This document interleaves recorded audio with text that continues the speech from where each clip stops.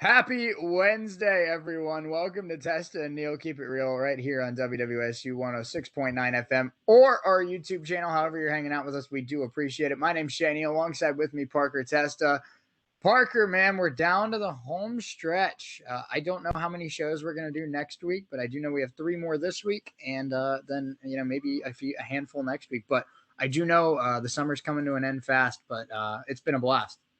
It has. We've had a lot of fun with this show. Talked. I know we talked a little bit about it yesterday, but we've talked the widest range of topics you probably have seen on any show, and it's been a lot of fun. So, we're getting close to the end here, but we're gonna have a strong finish, no doubt. Yeah, we are. We have a huge show for you today. It's what we're gonna call it Wright State Wednesday because we got to get caught up on Wright State sports, Parker. We've talked a lot about, just NBA and MLB and stuff. Well, it's time to show our alma mater a little bit of love here. So soccer, we're going to open up with some women's soccer. They start their season tomorrow in exhibition play against Morehead State. Men's soccer right around the corner as well. Volleyball is coming up fast. And you know what I'm really excited about, Parker, today? Non-conference basketball schedule dropped. And Wright State, after back-to-back years of coming up short in the Horizon League tournament, plays their first season in 5 years without Loudon Love. But, it's still championship or bust for Scott Nagy's group.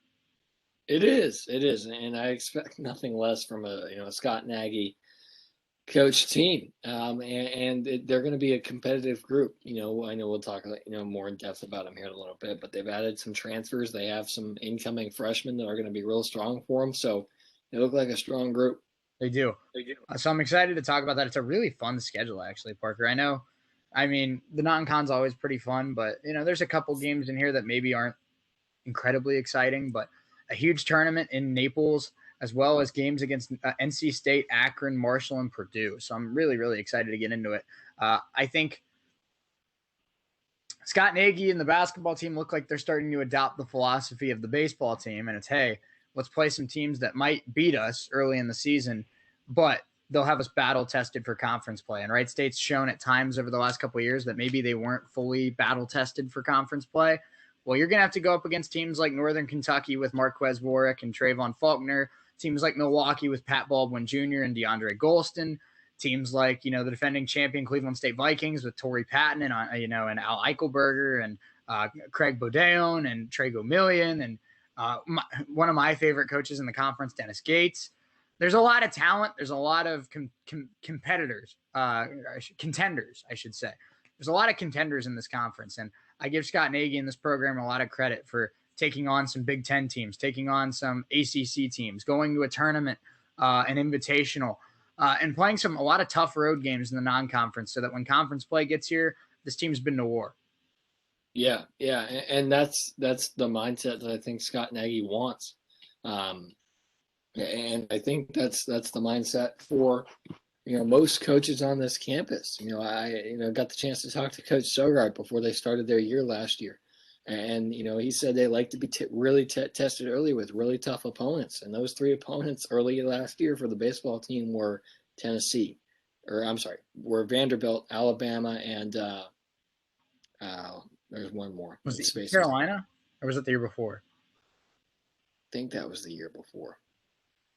It's not important. But, you get the idea. They had really tough competition early in the year, and that's what I think all these coaches like. And this early schedule for Scott Nagy's group is no different. They're going to be, battle-tested early, and I think they like it that way. No doubt about it. So, yeah, we got a lot of Wright State to get into here today. Volleyball, soccer, basketball, club football even right around the corner. So it's going to be a Wright State packed hour number 1, but we will be talking a little bit, of generic sports in hour number 2. Found an article today written by Andy Bailey of Bleacher Report. 1 free agent every NBA team can still sign. Parker, I feel like we haven't talked a whole lot of NBA since the finals ended.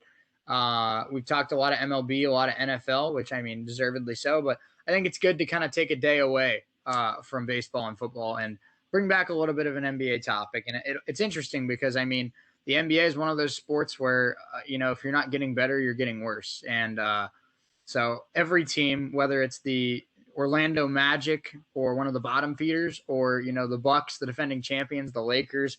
Everyone can get better, and it'll be interesting to see what direction that a lot of these teams go as the offseason moves on. Yeah, no doubt about it. And there's going to be so much turnover among, it happens every year. There's a lot of turnover among every single team. New faces, new places, there's new coaches, and about, I think there's like, 6 or 7 teams that have new coaches. So there's going to be new players in new places. It's already begun. The Lakers are turning into a bit of a nursing home here, but it's what's fun about the NBA is there's so much turnover, and every team has a chance to win every single year, depending on how they prepare and how their off season is. So it's going to be a fun off season, and to see how these teams shape up come here the fall. Yeah, it is. Yeah, I'm really excited to see how this progresses. Yeah, as the year goes on. But a lot of really, really exciting content to get into today. Hope you're excited about the show as we come down the home stretch. But something that I'm really, really excited for.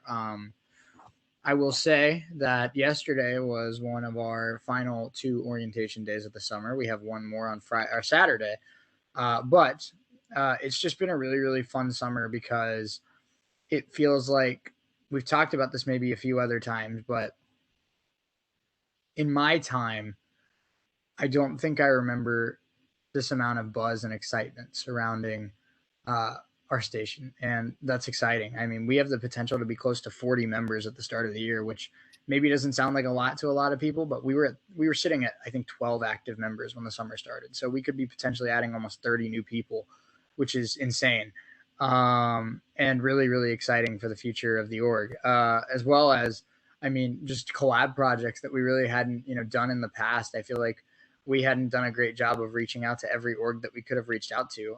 I want to do something that I really want to do is, a show with SGA where they have a couple members of their House of Representatives talk about some of the decisions that go into, some of the acts that they put in place on campus for the good of the student body. I think that's a good partnership because it gives us, or it gives them, a platform to kind of explain their thinking, and it gives the students a chance to kind of hear firsthand what goes into those decisions and stuff like that. So it creates a lot of transparency between our student government and the student body and the campus community. And so just stuff like that. I mean, I think we've reached out, if I'm counting right, I think we've reached out to already like 9 or 10 organizations and talked about doing events with them, talked about doing partnerships with them. So it's just really, really exciting. We're not going to be talking for 35 minutes like we did yesterday, but I just wanted to throw that out there. It's been a lot of fun.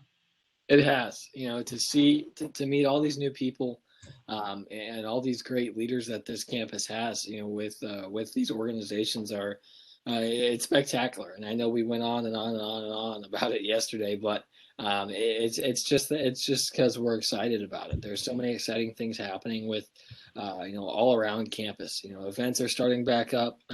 Some of these events haven't happened in 2 years, so it's really exciting to kind of get back to what. To what normal is, and to get these events back and to partner with some of these other organizations is really cool.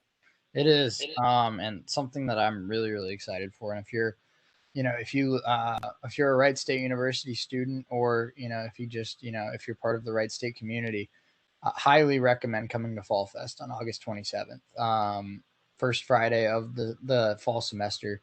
There's going to be, orgs set up all across campus. There's going to be tables all across campus, food trucks in the quad, live music from us, by the way. We are providing the live music, but it's really, really exciting. It's going to be great to see people in person again. It's going to be great to do an in-person event again, and I think it's the most excited I've been for an event because of just what we've been able to accomplish this summer. I think we put in the work this summer, and it's already paying off in the fall, because this is going to be the first time in my time at WWSU that we are an official sponsor of Fall Fest. The official Fall Fest t-shirts that we're giving out to literally almost every student that's going to be there says Fall Fest 2021 presented by UAB and WWSU. And that's like the coolest thing ever. It's really cool. And just to be engaged and to be, to make an impression on some of the new students at Wright State and some of the existing students at Wright State, and it's really cool to kind of be that, that face that everybody's going to see. Of course, UAB puts the event together and all that, but it's really cool to see that we're a big part of this, and a big part in welcoming everybody back to campus. Yeah, and I will say that I know that not everyone that listens to this show knows everything about all the orgs at Wright State's campus, but UAB is the biggest org on campus. And one thing I know for sure is that some of these orgs that we talked about today, SGA, Student Government Association, the Guardian Media Group, UAB. If we're playing at that level, if we're playing with the big boys, if we're swimming in the deep end with those orgs, I mean, we're doing a lot of really good things because those are the best of the best. They're core nines for a reason, and we're a WWSU is a core nine as well. But I feel like in previous years we haven't been hanging with the big dogs in the core nines, and the fact that we're doing events with UAB, we're doing collab projects with SGA, we're doing collab projects with the Guardian. I mean, I said it a couple days ago, and I mean it. WWSU's back on top, and it feels really, really good. It does, and it's exciting. And we have so much more, cool stuff coming to the station. We have fall shows coming back. I know your show's going to be back. My show will be back. So many exciting, just shows that we've had last year. There's going to be some new shows coming to the airwaves of WWSU. So it's exciting, and not with just shows. We have some new faces around WWSU. More collaboration projects that's being worked on behind the scenes. So this is going to be, and I know you've said it on some of our ads that we've put out, but we're so excited for you all to see the new WWSU. Yeah, we are, without a doubt.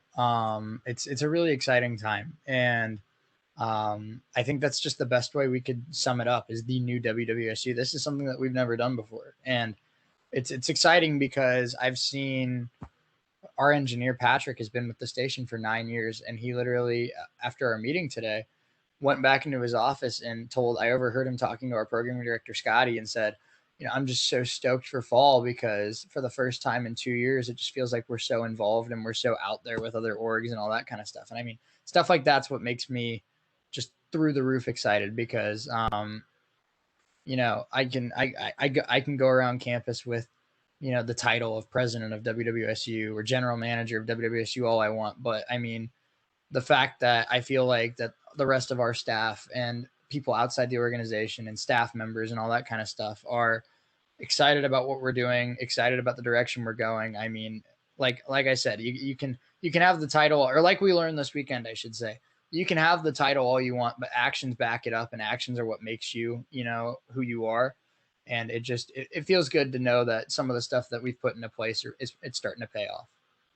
Yeah. And coming out of this weekend, you've said that we've had so many visitors from, people that we've met throughout the weekend. So, just people coming by and saying hi I will say we probably do have the best office setup out of any org on campus. We do, because everybody knows. Couches. Everybody knows we're the best. We have couches and TVs where you can watch Netflix. So, I mean, it's kind of a vibe. Yes. And you can watch TV while you're doing a radio show. We have a Keurig. We have speakers where you can play music. I mean, we literally have the coolest vibe ever. Yes, we do. But it's really great to see, people coming in saying hi. We love when people come say hi to us.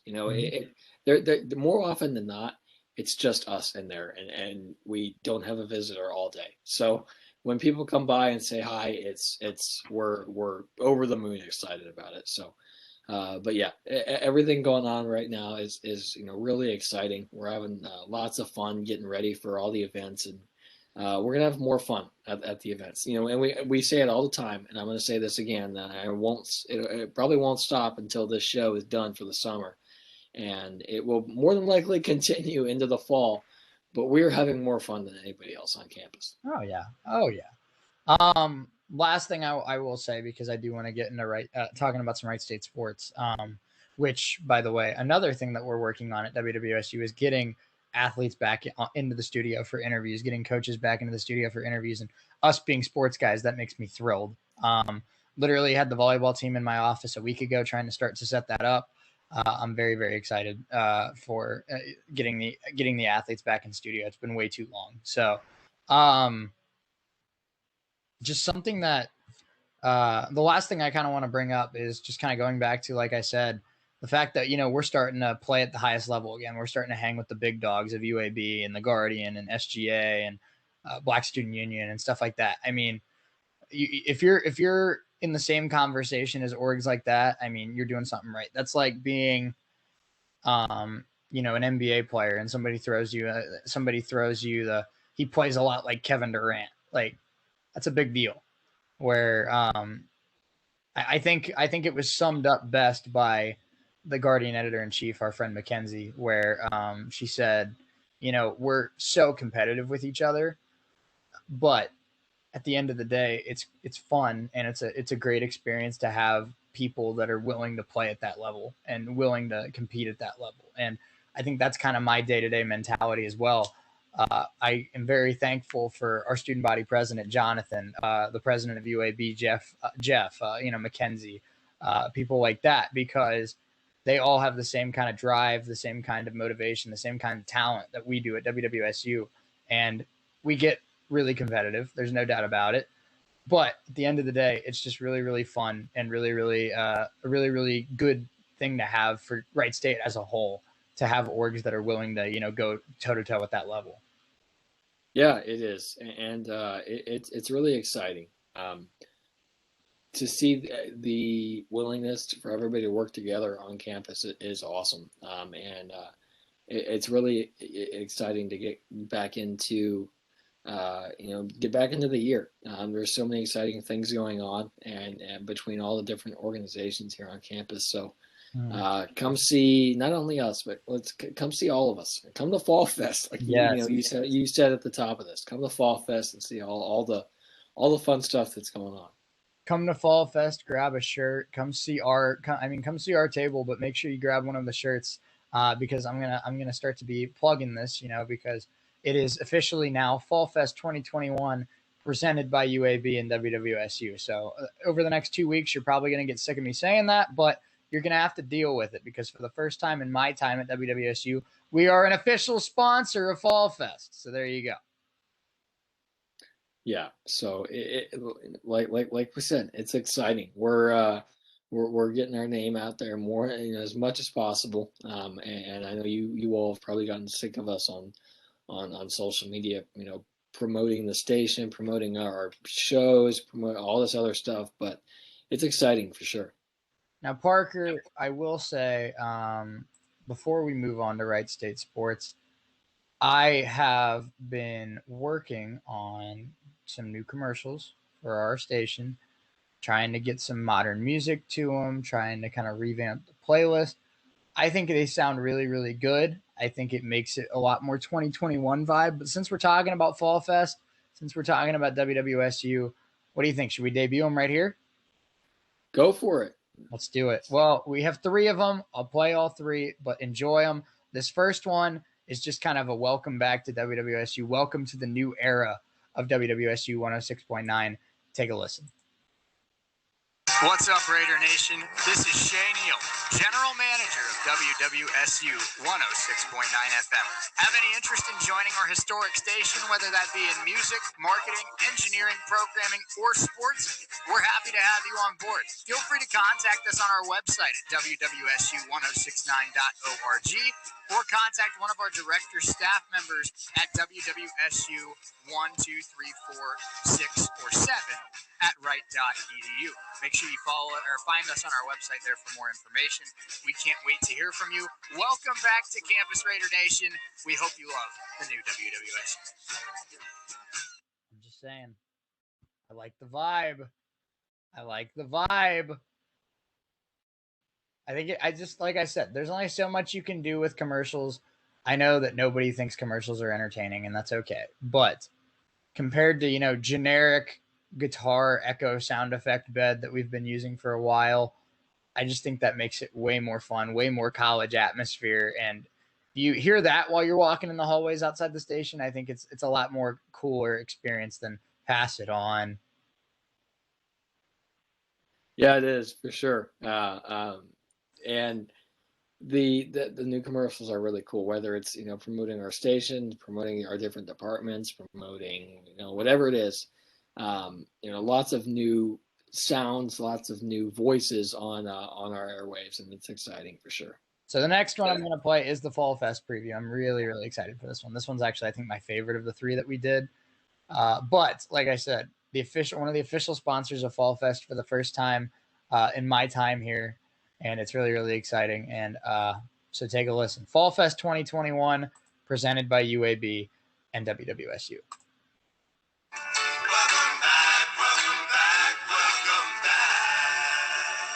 What's up, Raider Nation? This is Shea Neal, General Manager of WWSU 106.9 FM. We're so excited to have you back on campus, Raider Nation, and we can't wait for you to see the new WWSU. Come find us at Fall Fest, Friday, August 27th, out on campus. We're partnering with UAB, along with the Wright Pack Credit Union and the bookstore. It's going to be an awesome event. We're going to be playing music. We're going to be giving away shirts, prizes, all kinds of giveaways. So make sure you come find us at Fall Fest. Again, welcome back to campus. It's so good to be able to say that, and I can't wait to see you soon. I love that one. That's like really good one. That's my favorite one. I like that one a lot. It's a really good one. And then our final one, for those of you that are on campus and looking for on-campus employment, we actually have an opening right now for our marketing director position. So I made a promo about that, and I think the song selection's perfect. With the pandemic going on, I thought to myself, what song do you play when you're looking for somebody for a position? And I thought to myself, Work From Home, Fifth Harmony. So here we go. Our final one, the marketing director promo of WWSU, the final one of the new ones that we came up with today, but take a listen. What's up, Raider Nation? This is Shea Neal. Just wanted to remind everyone on campus that we are looking for a brand new marketing director here at our historic station. If you're interested in helping us plan events, running our social media pages, and creating graphics to kickstart your career in marketing, please reach out to me at wwsu1@wright.edu. We can't wait to hear from you. Hope you're excited about the return to campus, and we'll talk soon. Take care. Not the flashiest one of the three by any means, but I think it gets the job done. And like I said, I think if you're walking through the hallway and you hear those, it's way better than Pass It On. That it is.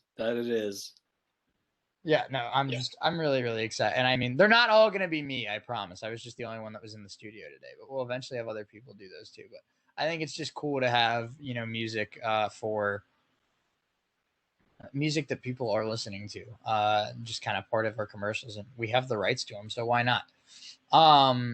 Something that I will not be playing today, but something else that we have is a really dope new sports back to with, I just said dope. A really awesome new sports back to with my favorite Post Malone song, Take What You Want, and it sounds really, really good, but I'm going to save that one for a sports broadcast season, but that one sounds really dope, and I'm really excited about it. It does. We got lots of new, liners from our alum, whether it's, Lee Mallon, whether it's Kev Nash. We have so many new. Eventually, it'll be Justin Kenner. Yes, we will get Justin's liners eventually. But it's exciting. We have so many new, sounds and voices on our airwaves right now. So if that doesn't give you a reason to listen, I don't know what will. Yeah, I agree. But yeah, hey, I said we wouldn't take 35 minutes today, and we didn't. We only took 25. So there you go. But let's get into it, Parker. Wright State sports season right around the corner. And it starts tonight, with the women's soccer team starting their season with an exhibition against Morehead State at Alumni Field at 6:00. I'm really, really excited for this. Wright State will see The head coaching debut of Travis Sobers, who takes over the reins on the sideline. He was named the 6th head coach in women's soccer history this summer after Pat Ferguson left for other career opportunities. He has been an assistant coach since 2013 and is also a stud former player with the men's team, 3-time Horizon League first team. I'm excited to see Coach Sobers make his debut. This Wright State team went 10-6-2 in 2019. They went 4-5 last season, but were 3-1 at home. Morehead State struggled. They went 2-8 this spring and went 4-12-2 back in 2019. So this is a game that I think Wright State should be favored in, and it's a good chance for them to start off the season with a lot of confidence and a lot of momentum. Yeah, and even though these games early on are just exhibition games, it's a chance to see, for Coach Sobers what his team can do out there. It's a chance for Raider fans to see what the team looks like. And it's a chance for these teams to kind of get acclimated to being back in games and back to playing games. So scrimmages can only go so far. It's nothing like being out there and playing in an actual game. So they're going to get that experience here tonight, and I'm excited to see what happens.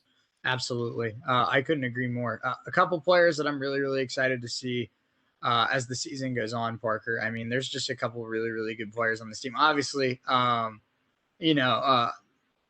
they wouldn't be a Division I athlete if they weren't good, but a couple of players that I think really stand out to me.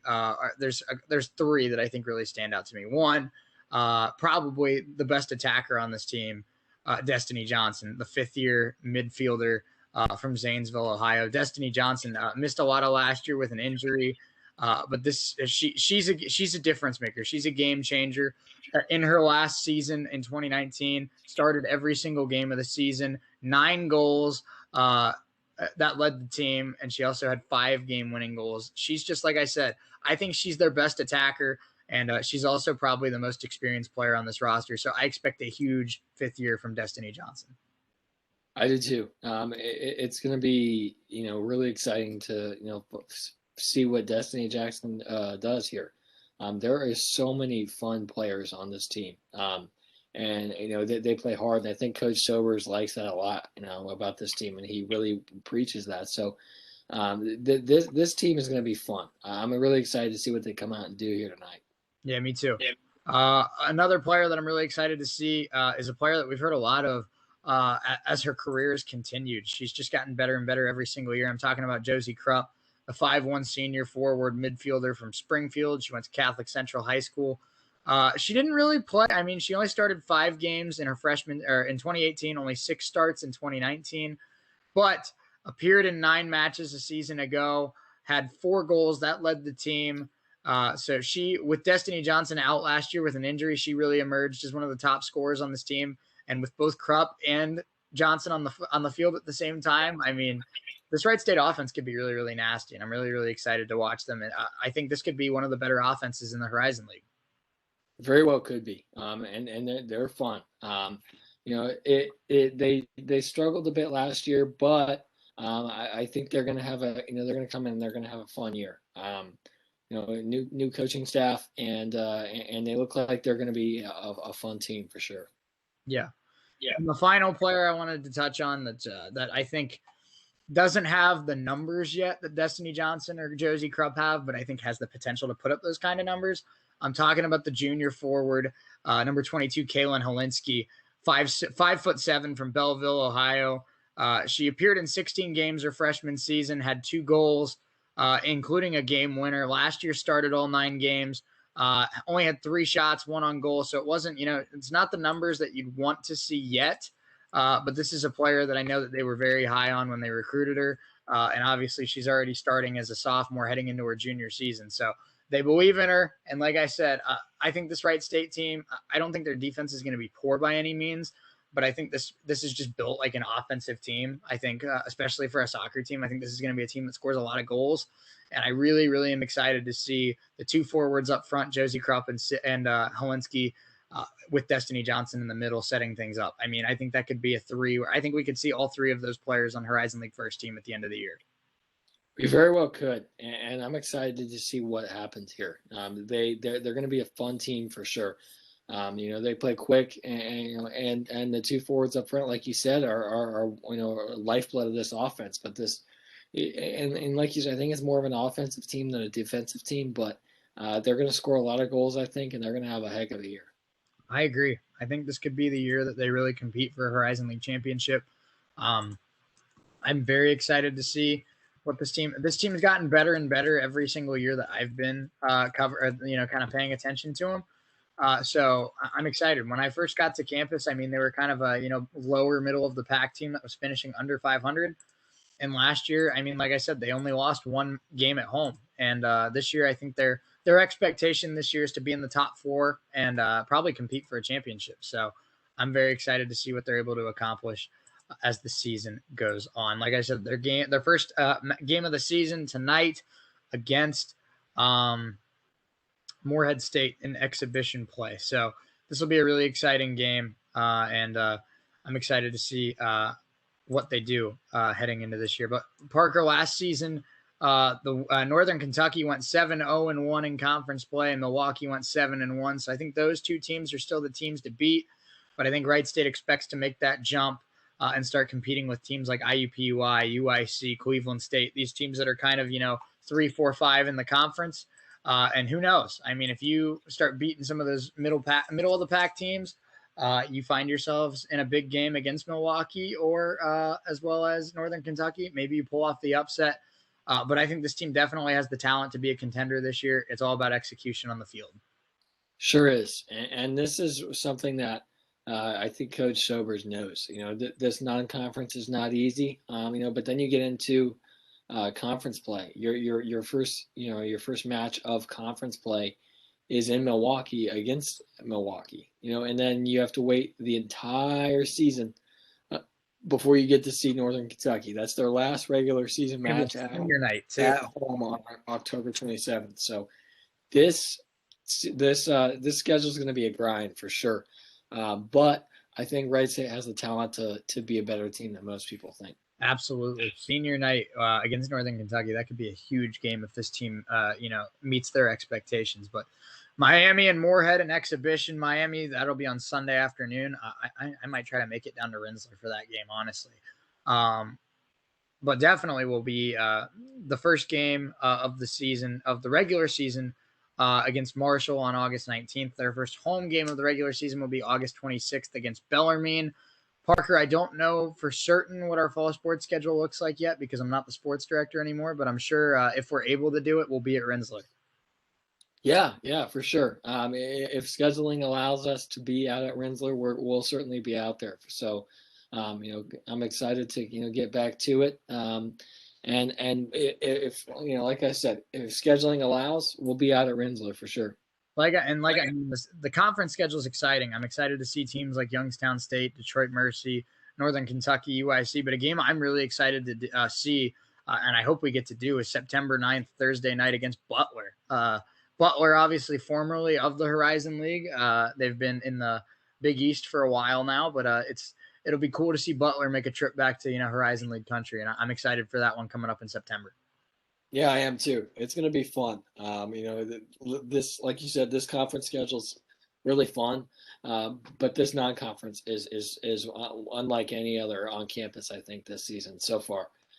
You have Oklahoma State, you have Marshall, you have Akron, you have Butler, you have Eastern Kentucky. There's so many fun teams on this non-conference schedule that I think are going to be, tough tests here for the Raiders. Yeah, no doubt about it. And let's move on to the guys soccer team because they start their season tomorrow night against Xavier in exhibition down in Cincinnati. And their non-conference schedule isn't much easier, Parker. They take their two exhibition games at Xavier and at Indiana. So they're heading to Bloomington as well. They're definitely going to get a lot of chances to, prove themselves before the season starts on August 26th against Akron.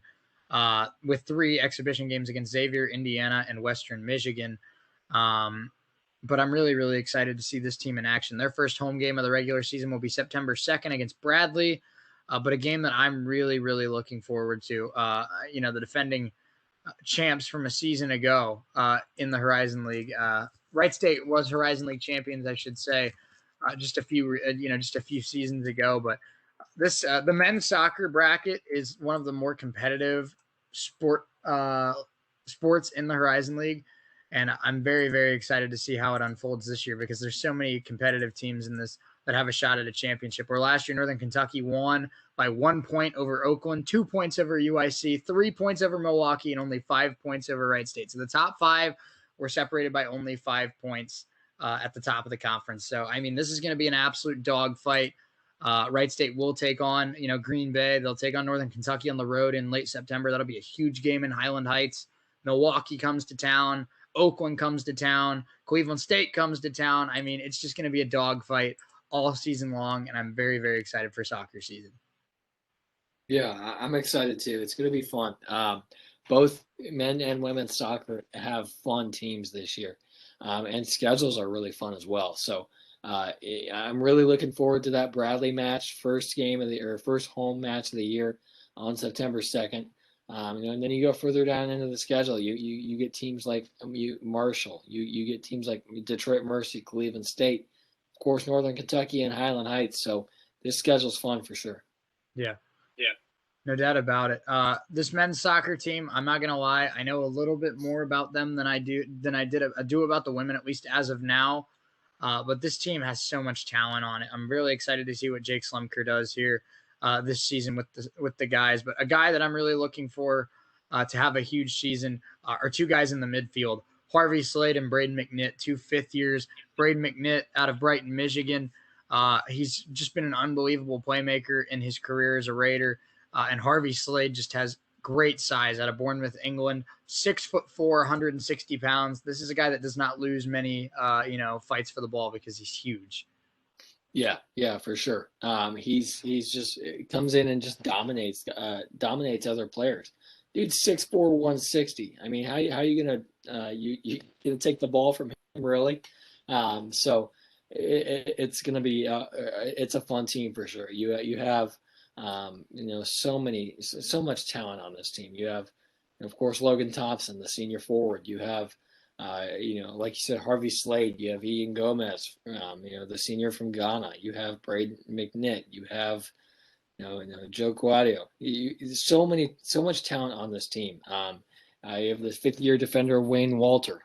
So much talent on this team. So I'm excited to see what they come out and do. This, Coach Slemker has a great group. They're going to be fun. Yeah, and they have depth at every single spot, I feel like, where if you talk about, the defense on this team, you talk about Alex Hummel, you talk about, Wayne Walter, like you said, you talk about a very talented freshman from Beaver Creek, Pearson Davis, that's going to get a lot of run this year. You talk about the midfield. We talked about it a little bit, but you have guys like Braden Mcnitt. You have guys like Harvey Slade. You have as well guys like, Philip Rimler, the sophomore out of Germany. Really talented players. And then the forwards, I mean, this team can score goals with anyone as well, where they have Joe Guadio, who led the team in goals last year, the senior from London. Guy that I'm really excited to see this year as well is Zion Beaton. Zion Beaton just has unbelievable speed out there on the right wing. He can outrun almost anyone in this conference. And if he gets any sort of space, watch out. Another guy that had a really, really good year, the senior, Eads Hanema. Eads Hanema came to Wright State in 2019, and he had 29 shots on goal, 7 goals in his first season, and then last year he also had 6 shots on goal in just 6 matches. So this is a guy that is really, really good at getting opportunities, and I'm really excited to see Beaton, Hanema, and Guadio up front. So this is a team that I think both teams have talent, but I think this team definitely has more depth and experience. So I think that I'm really excited to see what they're able to accomplish because they have really strong defenders, really strong midfielders, and really strong attackers. I mean, it's just a really good team. Yeah, it's a very balanced roster, and you have talent at all 3 spots. It's not a roster where there's a glaring hole. Like it's not like you're over. You have an overabundance of forwards to where your defense is lacking. And it's not like you have a lacking midfield to where you're a strong defense, but you don't have a strong middle of the field. This roster is very strong at all three spots.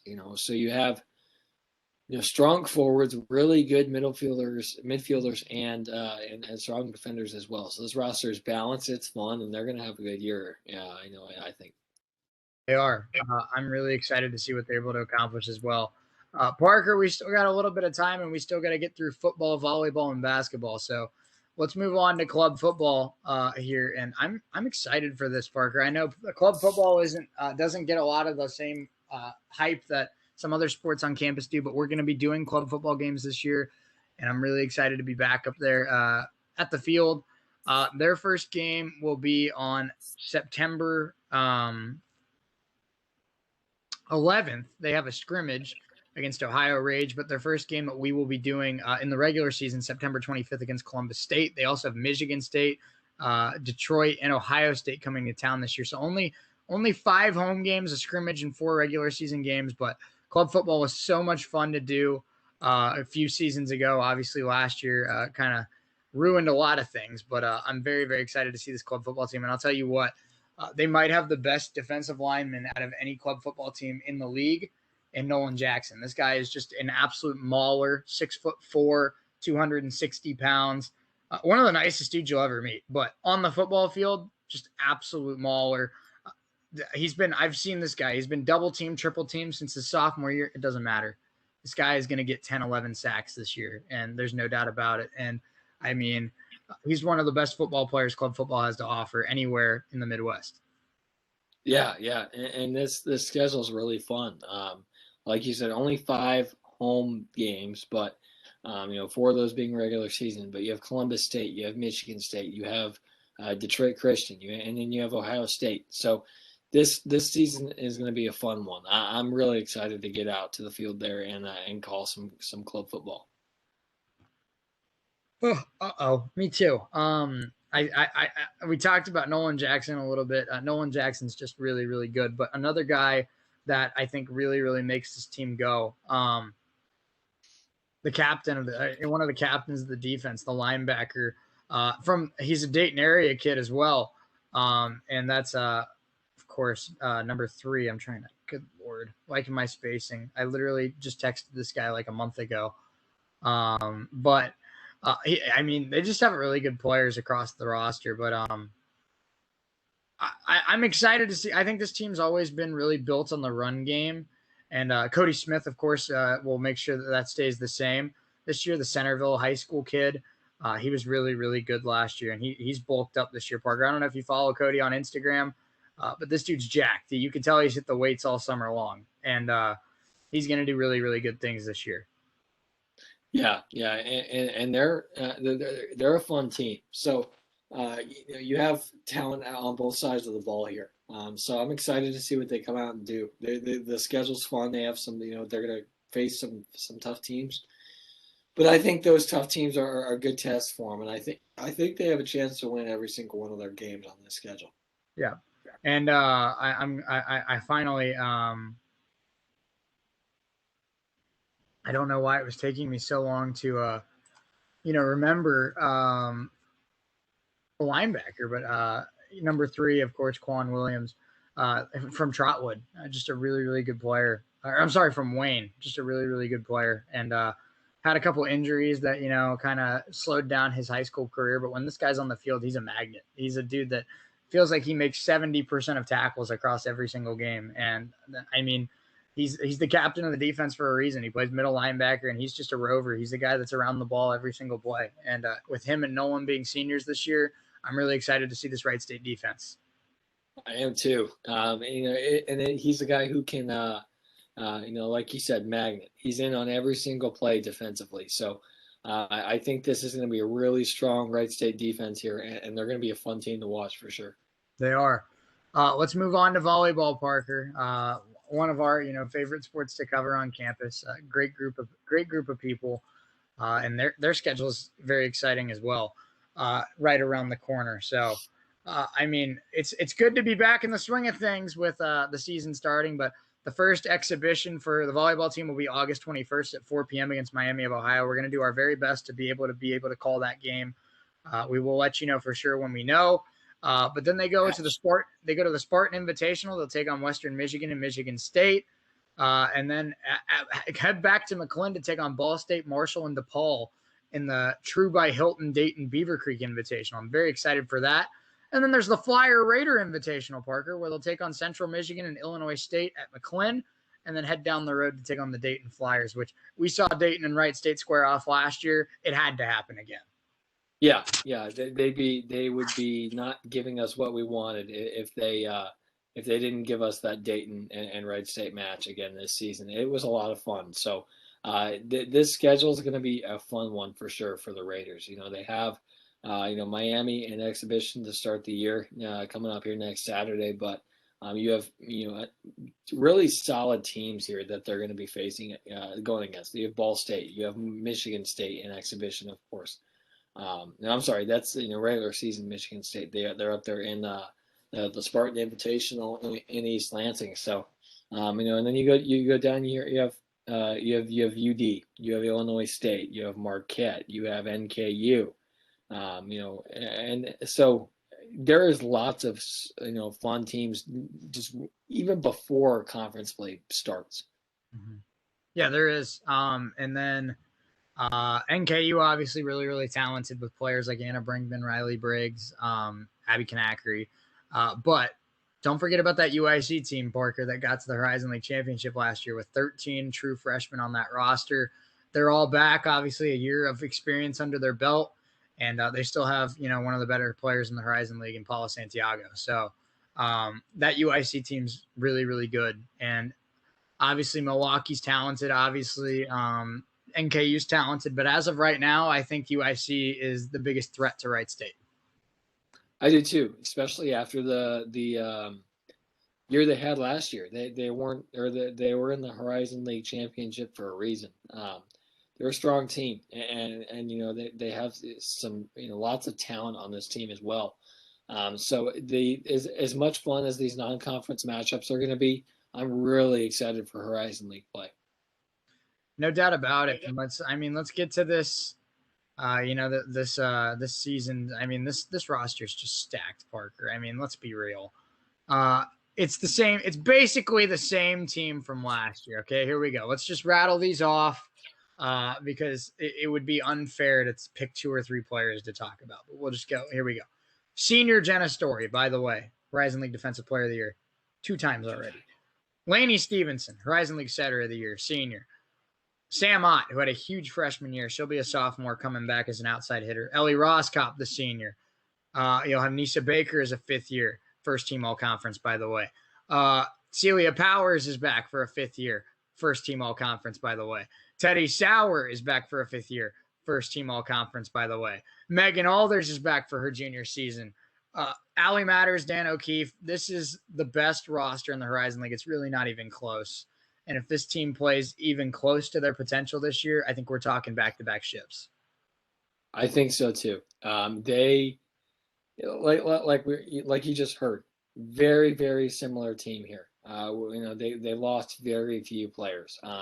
So they're returning lots of talent that they had, last season. So there's lots of talent on this team.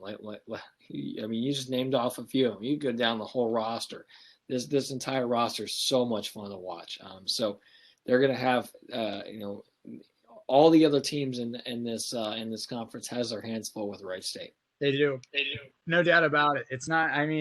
We're at the point now with this roster and how good this team is where we're not worried about Wright State playing anyone. It's everyone else is worried about playing Wright State. Exactly. And if you especially if you have to come to McClin.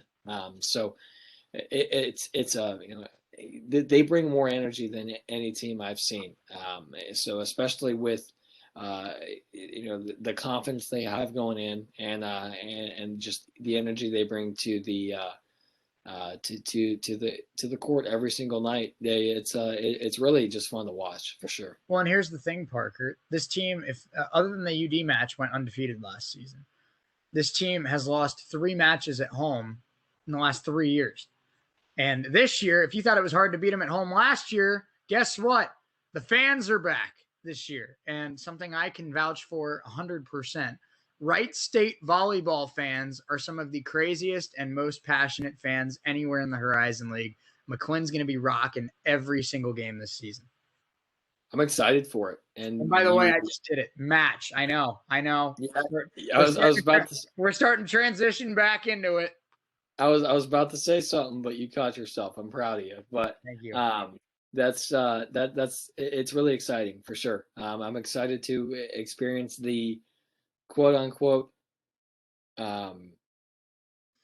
fun fans, like you saying, passionate fans, like you've told me. So based on we've interacted with them on Twitter. I was gonna say they're a fun bunch.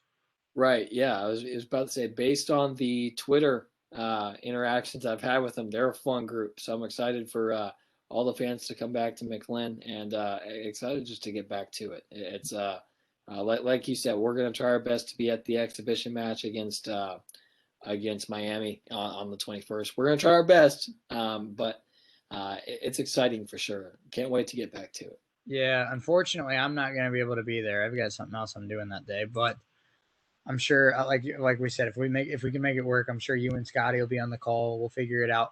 But love to get started with that this season, and I know that their first regular season home match will be that game against Ball State, or that match against Ball State on September 3rd. And I will definitely make sure I'm there for one of those that weekend against in the Beaver Creek Invitational. Yeah. So, and it's exciting. So we're raring to go, raring to get back into the booth, raring to get back to the Nutter Center, to McClan, all of it. So like they said, since when did we get a booth? We just sit on the court. That's true. I wish we had a booth.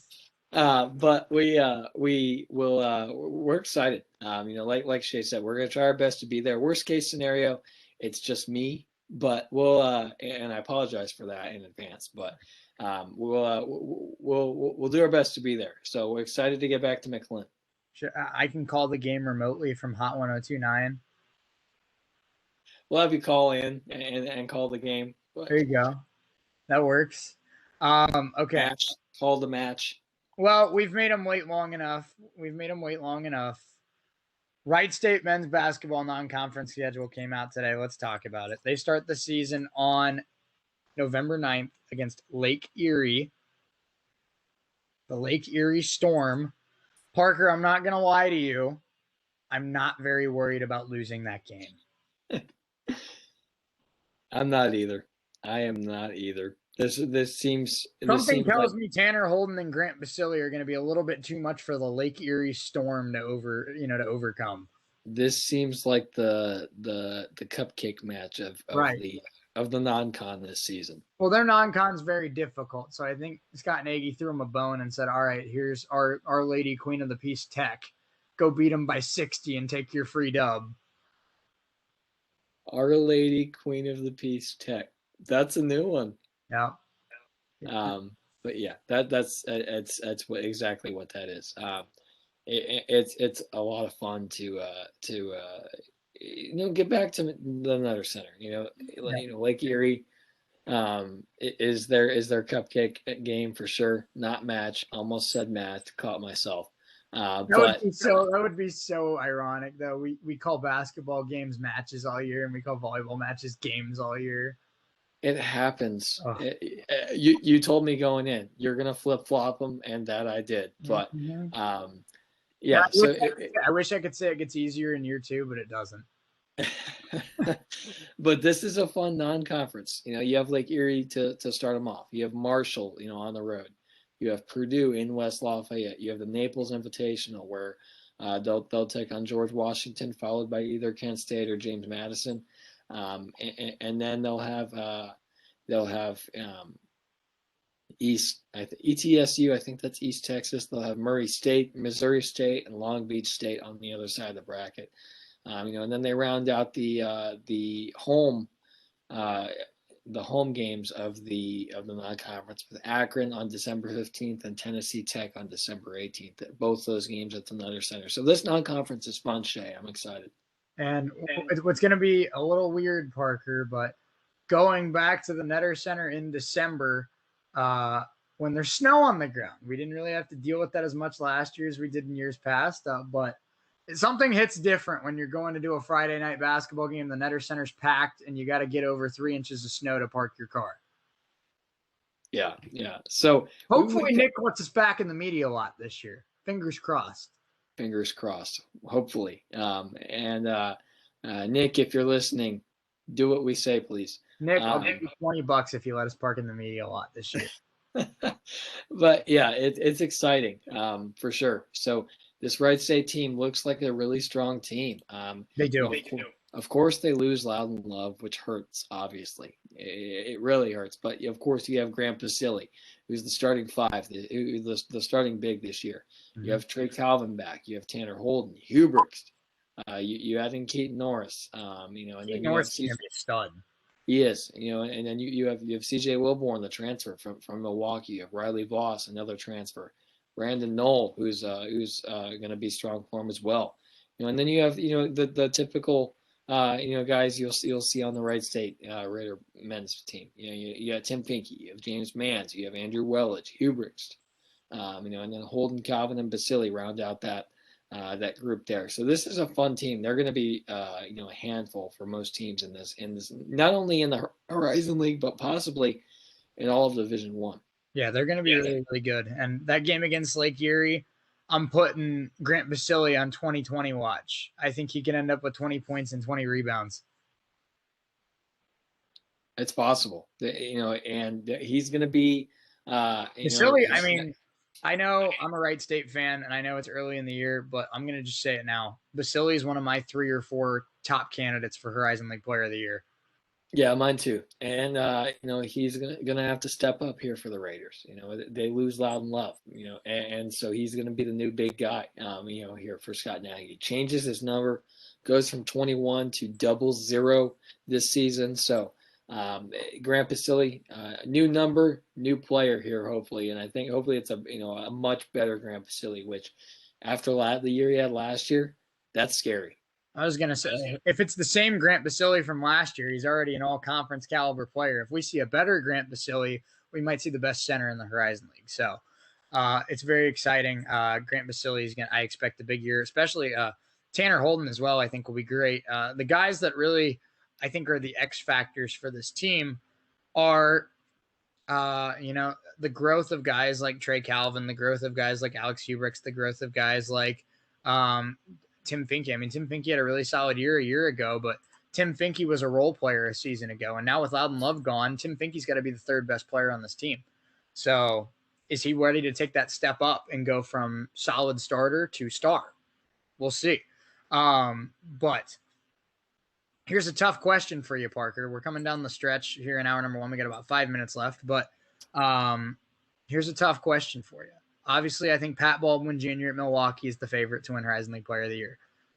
If you had to pick one Raider that was going to be there at the end of the year, if one Wright State Raider wins Horizon League Player of the Year, who do you think it is, Grant Basile or Tanner Holden?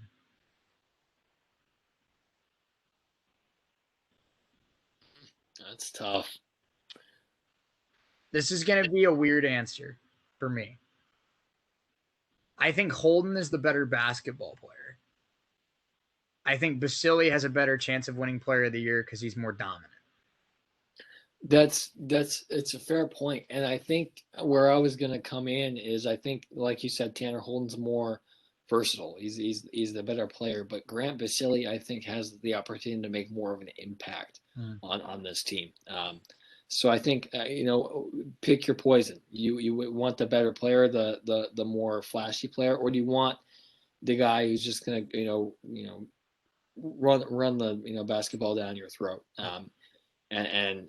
So pick your poison. And so that's I think Basile has the better shot to win APL Player of the Year here, but I wouldn't be surprised at all if Holden comes out as a leading candidate for it. I wouldn't be either. I think stat lines sell in the Horizon League. And I think that we'll see a lot of 16 points, 5 rebounds, 5 assists from Tanner Holden, which is unbelievable and tells me that he's one of the 5 best players in this league. But I think we'll see a lot of 15 points, 12 rebounds from Grant Basile. And at the end of the day, that's Loudon Love caliber numbers. And that's going to get you a lot of recognition from the league. Yeah, that is. And it's going to be fun for sure. We headed back to the Nutter Center this year with fans back in attendance is going to be lots of fun. And I'll tell you what, I know that the conference schedule isn't out yet, but the night that NKU's in town with Trayvon Faulkner and Marquez Warwick, the night that Milwaukee's in town with Pat Baldwin Jr., and the night that Cleveland State's in town at the Nutter Center, we're going to have to make sure that we're there, Parker, and we're there early because the Net House is going to be rocking. Yeah, I'm excited. And, with the talent that the Horizon League has to offer with Baldwin Jr. at Milwaukee, like you said, with Faulkner and Warwick at NKU, with the talent that they have at Cleveland State with Torrey Patton. And let's not forget, we haven't mentioned him yet, and I feel bad that we haven't mentioned him yet. Let's not forget about the senior up at Detroit, who might be the best player in this conference until Pat Baldwin cements himself, Antoine Davis. I mean, everyone's talking about Pat Baldwin Jr. Committing to Milwaukee and, future NBA star. And Antoine Davis is like, hey, don't forget about me. I dropped 48 in the tournament. So. Yeah. And I think this is going to be a motivator for Antoine Davis. He'll come out and I think he'll put up 50 game one, look what I can do kind of thing. Yeah. So it's going to be fun for sure. This conference is a lot of fun, and I'm expecting a really, really close, tight-knit, competitive year from all the teams in this conference, just like we saw last year. Me too. I'm just already excited for all the matchups that have potential in this league. Like, let's just run through this, okay? I'm really excited to see AJ Brahma take on Pat Baldwin Jr., Robert Morris in Milwaukee. I'm really excited to see Torrey Patton go up against Pat Baldwin Jr. I'm really excited to see Antoine Davis go up against Marquez Warwick.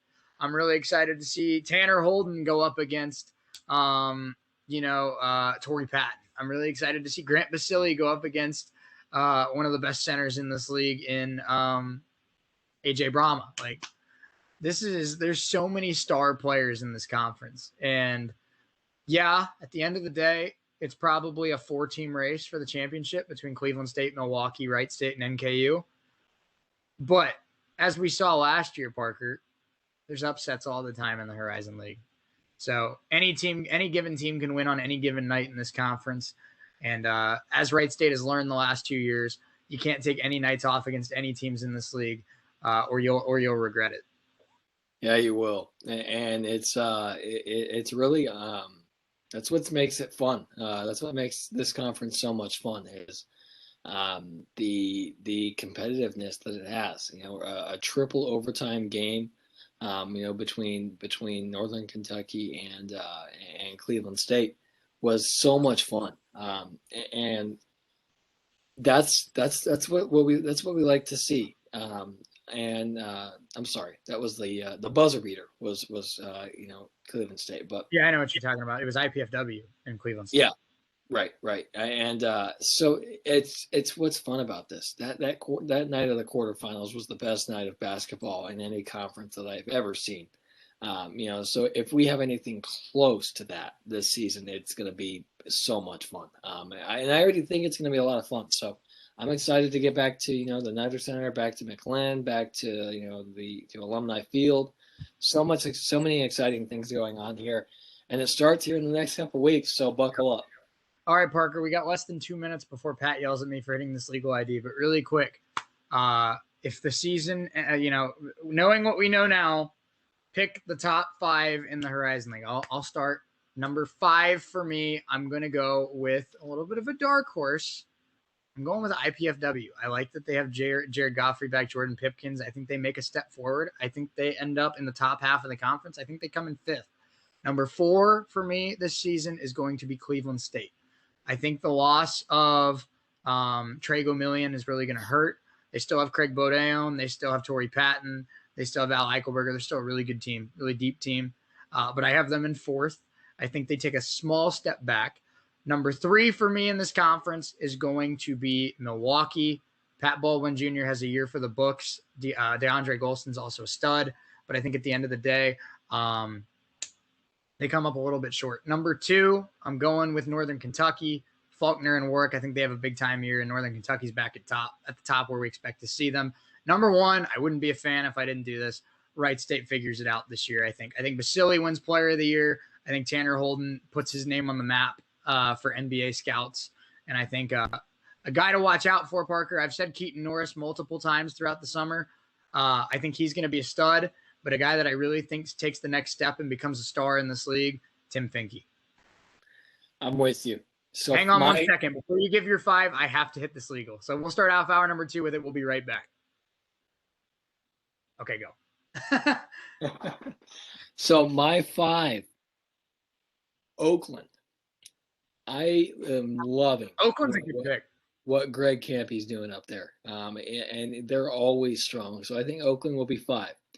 4 for me is NKU. Okay. I think they're a strong team. I don't think they're as top heavy as some of the other teams in this conference. So NKU's 4. 3, Cleveland State.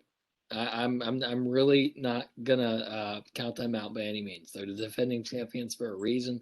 And I think that even though they lose Gomillion, they still have Patton and Bodian. So it's a strong team still for sure. 2, Milwaukee. I think Pat Baldwin Jr. is going to go off. And of course they have other more talent with Colston there as well. So this is a talented team, and I think I think the Baldwin family has a really strong year up there in Milwaukee. And one, of course, is Wright State. I think Scott Nagy figures it out early. I think we've seen Wright State kind of they come out of the gates a bit sluggish and can't figure it out till maybe a week or 2 into the year. But I think they come out swinging, and they're going to be hot from first jump till the final buzzer of the year. Yeah, I think so too. I think this is a real nice test for Wright State of can you play A+ tier basketball for a full season. We've seen over the last couple of years, this team looks like a top 25 team in the country when they're on, but there were nights where they just weren't on. And it'll be a big test to see if they can be on for the majority of the season. One thing I know for sure, I had NKU in 2nd. You had NKU in 4th. I had, we had a little bit of a different in Milwaukee, NKU, and Cleveland State. But I do know all 3 of those teams are going to be absolutely insanely good, as well as Wright State. So I promise you right now, if you're going to be on campus, if you're a student, if you're an alumni, if you're a faculty member, you see Wright State, Northern Kentucky on the schedule from the Netter Center, just do yourself a favor, get your tickets now. Yeah, and even though we picked our top 5, that's not going to count out teams like Robert Morris, teams like Detroit Mercy, teams like Purdue Fort Wayne. These teams are very strong, and we say it every single year. None of these teams is seated lower than a 5 or a 4. Yeah, they all have the talent and the experience to be top 4 teams. You're absolutely right. I totally spaced on Detroit Mercy. I really do like Pipkins and Godfrey, but they're going to come in 6th. Antoine Davis ain't messing around in his senior year. I have them coming in 5th. All right. I take that back, especially now that he finally has a Robin up there in Detroit and Noah Waterman. They finally have a player that complements him very well. So I think I wouldn't be surprised at all if Antoine Davis led Division I in scoring this year. He came 3rd as a freshman, he came 2nd as a freshman, 2nd in all of D1 in scoring. And the guy who finished in 1st, maybe you've heard of him. He goes by the name Trey Young. Yeah. And so it just goes to show the talent that is coming out of the Horizon League. So, and we're ranking these teams based on how we think they're going to do. Mm-hmm. We could be total. Milwaukee could look like absolute crap. Pat Baldwin Jr. could be a total bust. We don't know. Right. Yeah. So we're ranking things on based how we think. Of course, what we think doesn't matter. Nobody cares what we think. But it's all speculation, and we're going to be speculating on this until November when the season starts. So we're gonna sit here and talk about it all day long, and then you'll probably get sick of it, but we don't care because we're having fun. So it's really exciting going in this year. I'm excited. Yeah, no doubt about it. No doubt about it. And I mean, we're still 4 months away from it, but I'm already 150% excited for Pat Ball. Can we go tomorrow and call a play-by-play of what the Nutter Center looks like right now? I think that'd be fun. There you go. Just to get the nostalgia back. We should warm up by doing a play-by-play of a game with all the athletic directors, where it's Team Grant versus Team Phillips. They pick teams with all the athletic department staff, and we just call a pickup game of basketball. Let's do it. That sounds like fun. I'm down. We'll pitch that to Nick next time we see him. There you go. That sounds like a great idea. But I think that it's, like I said, we're 4 months away from this even being a possibility. This game might not even happen until March for all we know. But all I know is, as soon as I know when Milwaukee's coming to the Nutter Center, I'm just already through the roof excited about the idea of 40 minutes of Pat Baldwin Jr. versus Tanner Holden, maybe the two best forwards in this conference. Possibly, and it's going to be a fun game for sure. You have Tanner Holden and Baldwin Jr. Head to head, and of course you have other players in this conference that are really strong. We've been talking about them all night. We have Antoine Davis. You have Brahma. You have Noah Waterman in Detroit as well. You have Faulkner. You have Warwick. You have, just go down the list. So many talented players in this conference, and it's going to be really exciting to see what all these guys do and how the standings shape up come March. Yeah, no doubt about it. And like, it's crazy to think about how, it's I don't know. I think that it's weird to not have Darius Quisenberry in the conference. It's weird not to have Amari Davis in the conference. But like you said, we just have so much talent in this league. And something that I'm really excited to see as a Wright State fan, I think we know Grant Basile is going to be good. We know Tanner Holden's going to be good. I don't think we fully know or fully understand how good Tanner Holden's about to be. I think Tanner Holden plays with a huge chip on his shoulder this year. I think in a lot of ways, Tanner Holden almost feels disrespected because all the talk in this conference has been about Pat Baldwin Jr., Torrey Patton, even guys like AJ Brahma. I think Tanner Holden almost feels like he's been slighted as one of the top forwards in this league. And I expect from day one to see Tanner Holden play like one of the top forwards in this league. Would not surprise me at all to see this guy average 20 points a game this year. And that's why I'm already excited for Baldwin Jr. versus Holden, because I think when we get to February, when we get to January, and it's two teams at the top of the conference fighting for the 1 seed, it's legit going to be a heavyweight fight between two guys fighting for Player of the Year.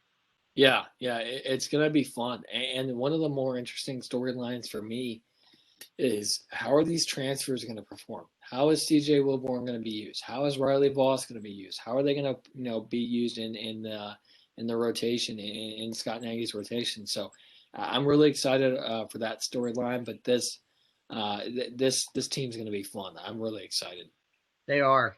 So that was a solid 45 minutes of us getting you caught up on Wright State Raider sports. But the basketball schedule is out. And in case you couldn't tell over the last 25 minutes, we're pretty excited about it. We are. It's going to be a fun year for sure. It is. Well, Parker, we have another article we want to get through here today on the show. So let's get started with it. One free agent that every NBA team could still sign here in the offseason. We haven't talked NBA in a while. So this is going to be exciting. And the only thing that isn't, gonna apply to this list, I believe, if the picture at the top is an indication, if Dennis Schroeder is in this, that's obviously not a possibility anymore because he signed with the Celtics today. But I think that's the only thing that's might be out of date. But let's start with the Atlanta Hawks, a team that I had exceeded a lot of expectations last year. But their pick is Isaiah Hartenstein for the Atlanta Hawks. Their top pick from a year ago, Onyeka Okongwu, he's out for the beginning of the year with shoulder surgery. They could use another center at the back of the rotation. John Collins could play some minutes at center, but he's primarily a 4. And Gorgie Jang is an underrated pickup, but Hartenstein is a young, bouncy fit behind Clint Capella. Last year at 23 years old, he averaged almost 16 points a game along with 12 rebounds, 4 assists, 3 blocks, and a steal per 75 possessions. Once Okongwu comes back, he probably wouldn't play that many minutes, but it's good to have depth in the NBA. And until Okongwu comes back, Hartenstein seems like a really good fit behind Capella. He does, and he put up solid numbers for being a younger player in the NBA. And if you have a solid replacement, or not replacement, but a solid fill-in backup role guy, until Okongwu comes back, this guy's is going to be a solid option for you. Hartenstein's a great player, like you said, averaged 15.5 points a game last year. With 12 rebounds and 3 assists, 2 blocks, 1 steal, and for that's solid numbers. Any coach in the NBA, ask anybody, 15 and 12 is, you'll take that at 10 times out of 10. 15 and 12, we just talked about it with Grant Basile. 15 and 12 is Horizon League Player of the Year. Yeah, right. And so that's what the guys will take that any day of the week. So if you want 15 and 12, Hartenstein's a solid player for you until your main guy comes back. And even after that, you have a solid 2. Let's go to Boston and talk about the former Michigan State Spartan, Denzel Valentine. The Celtics have a decent amount of depth at every position. Marcus Smart, Peyton Pritchard, Chris Dunn, and Josh Richardson are the rotation guards, and 2 of them can play on the wing. They have Jaylen Brown, Jason Tatum, and Aaron Nesmith as multi-positional wings. Robert Williams, Al Horford, and Enes Kanter make up a good center rotation. While most of their bases are covered, more help on the wings is a good default. In today's NBA, you seemingly can't have enough switchability and versatility, and hoping Denzel Valentine recaptures his form from 2017 is worth a veteran's minimum contract. He put up 10 points and 5 rebounds per game last year. It was not his strongest showing, but this is a former top collegiate player at Michigan State, and he's had moments in the NBA where he looks like a really solid role player. So like this says, you can never have too much depth in the NBA in 2021, and he probably wouldn't get a ton of minutes behind guys like Tatum and Jaylen Brown and Marcus Smart and all these guys in the rotation. But it's a guy that you can take a chance on. If it works out, he's a really solid backup forward. If it doesn't work out, you only gave him a veteran's minimum. Right. So this is like it's a prove it kind of thing. So if he comes in and he performs well, you keep him around. But if you don't, this is a very low risk, high reward thing. For the Celtics. And if it works out, you bring him back. If it doesn't, no harm, no foul. So that's what it's going to be big for the Celtics here for Valentine, because he put up solid numbers. So in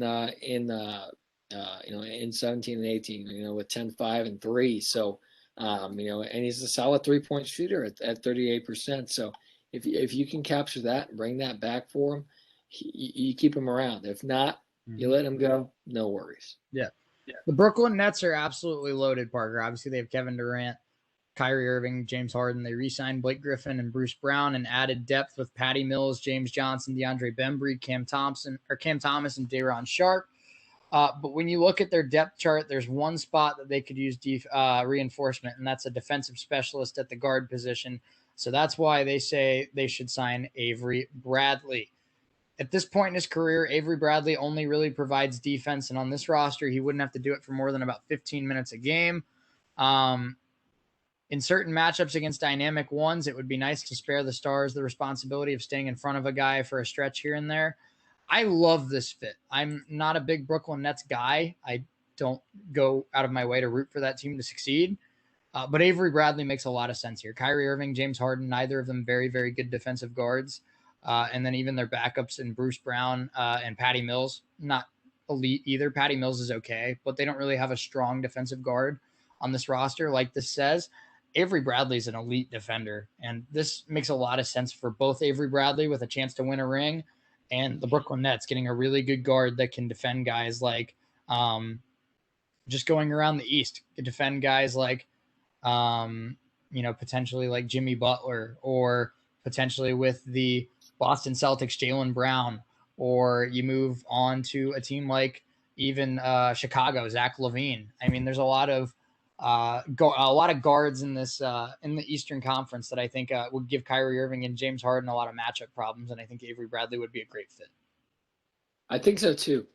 Bradley's a solid player, and I think if the Nets, the Nets don't need anything, but if they're looking for a solid bench guy, role player, and I think Avery Bradley would be good. Of course they added, Mills, Johnson, Cam Thomas, Daron Sharp, among others. They still have Harden, Kyrie, and Blake Griffin. So this team doesn't need anything. But if you can get, like this says, a solid 10 to 15 minutes out of Bradley, it's what you brought him in for. So like we said, you don't need him, but if you keep him around and he plays well for you, not gonna hurt nothing. Yeah, no, it's not. Let's move on to the Charlotte Hornets. Harry Giles. The Hornets are one of the more exciting young teams in the NBA with LaMelo Ball, Mason Plumlee, Gordon Hayward. Fill in the gaps with Terry Rozier, Miles Bridges, Kelly Oubre, PJ Washington, and rookie James Mcnitt. The action called by Eric Collins. It's must-watch basketball in Charlotte. If there's a spot where another project makes sense, it might be at center. There's reason for optimism for rookie Kai Jones, but he's not a sure thing. Another shot wouldn't hurt. And Harry Giles is 5 years removed from being the number 2 college recruit in the country. He's yet to find a consistent role in the NBA, and he's had a lot of injuries, but his athleticism and passing upside remain intriguing.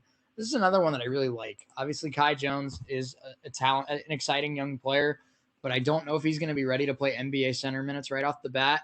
Harry Giles was the best high school player in the country until he tore his ACL his senior year of high school, and he's not going to be a star in the NBA anytime soon. But this is a guy that could very easily, if he stays healthy, give your team 12 points a game along with 7 or 8 rebounds. And that's big for a team like Charlotte. Give another body for guys like LaMelo Ball and Gordon Hayward to spread the floor with. I think Harry Giles makes a lot of sense in Charlotte, where he's still, I believe, only like 23, 24 years old. And I think it makes a lot of sense for him to try to revive his career with a young, exciting team like the Hornets. Yeah, it does, and Harry Giles is a great player. He was kind of the Hornets were interesting last year because they have LaMelo, they have Gordon Hayward, but how are they going to find roles for some other guys like Rozier with Bridges, with Oubre, with Washington, James Mcnitt as well, and if they add Giles to this, it's going to be a fun team. And I never thought I'd say that about a Charlotte Hornet team, but it certainly is for sure. So his like this is his athleticism is strong. And if they're they need more playmakers and more athleticism here on the court, I think Giles would be a good fit. Yeah, I do too. Let's move on to the Chicago Bulls. Jabari Parker. I'm a sucker for homecoming stories, Parker, and Jabari Parker's NBA career maybe still has a little bit left in it. The Chicago native had a little bit of had some solid moments with the Boston Celtics last year. He scored in double figures in 2 playoff games. He averaged 22 points per 75 possessions in that series against the Nets. It's a small sample size, but he had some moments where you saw the potential that a lot of people thought he had back in 2014 when he was drafted. He is from Chicago. They have Zach LaVine, DeMar DeRozan, Nikola Vucevic. He wouldn't need to score a ton, but he could be a big, spark off the bench kind of guy on a team without a ton of depth. I mean, I think this makes a lot of sense. I think Jabari Parker could be for the Bulls what Bobby Portis is for the Bucks, and I think that we learned in the playoffs that a guy like that is really, really important. That spark off the bench that really commands the second unit. And I think Jabari Parker would do that for the Chicago Bulls team that really doesn't have a ton of depth. And obviously everyone loves to play for their hometown team. And a Chicago kid playing for the Bulls is, I'm sure, every Chicago basketball player's dream growing up. Yeah, it's got to be. So you have Zach LaVine, you have DeMar DeRozan, you have Lonzo Ball is there now as well. So lots of new faces in Chicago. But if you add Parker to this, it's going to be he's going to be a bench role player kind of type, but I think he'll provide some solid minutes for you. And he's been a pretty consistent player, a veteran of the league, But if you add him, he'll give you some solid minutes. He will. For the Cleveland Cavaliers, Thon Maker. The Cavaliers got a brief look at Thon Maker when they signed him to a contract in November. They also waived him in January. So this suggestion may not have, the greatest foundation. But the Cavs are teaming with youth Darius Garland, Colin Sexton, Isaac Okoro, Evan Mobley, and Jarrett Allen. The elder players on this roster are Ricky Rubio and Kevin Love. And if Cleveland is indeed unable to trade Love, bringing back the youngish Thon Maker, who's 24, might make some sense. He wouldn't threaten to take minutes away from Mobley or Allen, but he can play either the 4 or the 5, and he has the kind of perimeter skills to pull bigs away from the paint. This is another one of those low-risk, high-reward moves that we talked about with Denzel Valentine. Especially if the Cavs trade Kevin Love. Obviously, they just gave Jarrett Allen $100 million, and Evan Mobley was the 3rd overall pick. Mobley and Allen are going to be the 4 and the 5 in Cleveland for years to come. But Thon Maker could be a spark off the bench that's a really nice guy that could play either power forward or center. He can shoot threes pretty well for a big. He's a pretty decent passer, and he's still got some shot blocking ability as well. So if the Cavaliers do decide to go in the direction of trading Kevin Love, I think Thon Maker makes a lot of sense because he stays with the theme of a very young Cavaliers team. Yeah, and that's the old adage in sports is if you have 2 players and they're very similar, you take the younger guy. Because a lot of times, 1, he'll cost less, and 2, you'll have him around longer. So this is would be a good move for I think for the Cavs. Thon Maker's a solid player. He's a big guy. Can play the bigger the 4 and 5 positions, but he's a solid player, and I think that the Cavs need that right now. Yeah, I do too. Let's move on to the Dallas Mavericks. Shaq Harrison. The Josh Richardson trade the Dallas Mavericks made kind of backfired in pretty special fashion. He was acquired to be a 3-and-D guy alongside Luka, but he shot only 33% from deep. So at the start of the offseason, he was sent to the Boston Celtics. Excuse me. Dallas could now use an injection of perimeter defense, and Shaq Harrison's one of the game's best perimeter defenders. He has the tenacity of Patrick Beverley without all the excess. He's also bigger, which allows him to defend threes as well when necessary. He's generally been a liability on offense. He's only hit 28% of three-point shots. But if the Mavericks can find the guy that shot 38% in 2019, Shaq Harrison could be a very important player for Dallas. Yeah, he could. And Harrison's a solid player. He is isn't the best shooter in the world. He is had 28% career for 3-point shots, but last year was a lot better. So this is a guy who I think can provide you some solid defense. The offense is just kind of struggles a bit sometimes. Yeah, it does. The Denver Nuggets, Dante Exum. Dante Exum's NBA career has been marred by injuries and inconsistency. When he's on the floor, 2 things stand out: defensive instincts and lightning quick first step. During Australia's run in the Olympics, he had a chance to show both. He was the only Australian player with a positive plus-minus in the loss to Team USA. And while most of his team looked overwhelmed, he was able to hold his own against the Americans. On the Nuggets, his speed would be put to good use. No one in the league makes slashing guards look better than Nikola Jokic, and his drives to the paint would pull defenders away from shooters like Michael Porter Jr. and Will Barton. His defense would come in handy as well. The Denver Nuggets don't have a lot of depth in terms of perimeter defenders, and Jamal Murray likely out for most of the year with an injury. Adding another guard makes sense. I think Exum had a really good run at the Olympics, like this said, and I think Denver's a really good fit for him. I'm sure there's going to be 4 or 5 teams that are bidding on Dante Exum, but I think Denver makes a lot of sense, especially with Jamal Murray hurt. Yeah, and it'd be a great signing for him. Denver was a solid team. I think they, I said it multiple times on this show. I thought they were the deepest team in these playoffs. They were a great team. Just couldn't overcome overcome the Suns. But this move for Denver would be, I think, would be a good one. Like this says, Dante Exum is had a bit of a whirlwind of a career, to say the least, in the NBA. But I think he's still can provide you for some solid minutes and some solid some play for you. So he's was all right with in the Olympics, and I think that he performed well enough to get another shot at being with an NBA team. So I think Denver would be a good spot. Yeah, I do too. Let's move on to the Detroit Pistons, the team that just took Cade Cunningham #1 overall. Jonte Porter, excuse me. The Pistons are another team in the middle of a youth movement. Like I said, there are a ton of exciting players on this roster, including #1 overall pick Cade Cunningham. Lineups with him, Killian Hayes, Sadiq Bey, and Isaiah Stewart will likely get rocked by more experienced teams, but they'll be fun to watch. And, these kind of reps where you get your butt kicked go a long way towards rebuilding.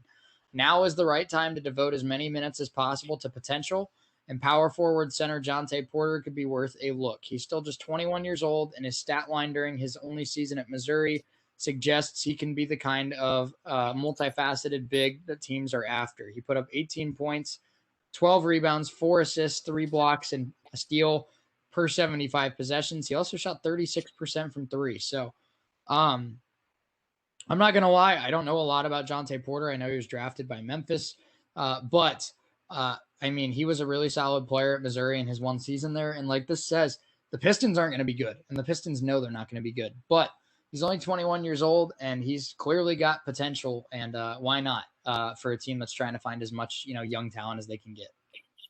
Right, and this is a team that I think is on the rise. With Cunningham, you have some solid other players here as well. I'm excited to see what Cunningham comes in and does. So they're going to be a fun team for sure. They are. They have an experienced coach in Dwayne Casey, but they just need some more developing years. Yeah, for sure. Let's move on to Golden State, the Warriors. Marquise Chris.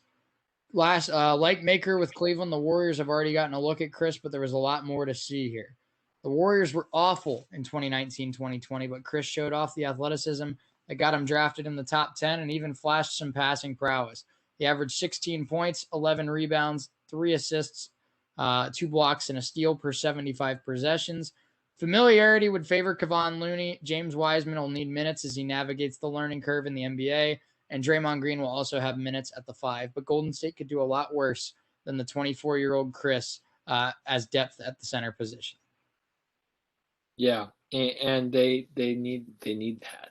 The depth here for the Warriors was hard to come by, and of course they had Looney and James Wiseman, and they'll have those guys back. But they get Clay back here as well. But if they bring on Marquise Chris, he's going to be a solid player for them. Yeah, he is. Yeah. Houston Rockets, Isaac Bonga. There isn't much use analyzing what the Rockets need since they likely need a little bit of everything. Christian Wood is probably the only player on the roster we can confidently say will be above average. That means that Houston could use basically anybody at any position, or they could take a shot on somebody who may not fit any traditional positional designation. As a rookie, Bonga almost played a quarter of his minutes at the 1.